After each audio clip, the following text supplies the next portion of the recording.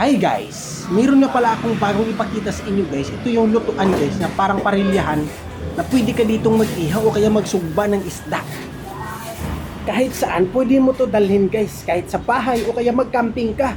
Pumunta ka rin sa bukid, mag-hiking o kaya sa dagat. Pwede ka rin ito sa beach. Pwede mo itong isugba ng baboy, mga pork chop. Pwede ito kahit saan. Kasi nga, napaka-portable lang naman talaga nito at napakadaling dalhin kahit saan ka pa magpunta. Okay, yun yung kailangan mo dito. Pwede ka nang magsugba talaga. Kagaya nito guys, nagsugba ako guys ng isang hiniwa na bangros. O bangos pala guys. Tingnan natin guys. Oh. Ang bilis lang naman nitong ihanda dito.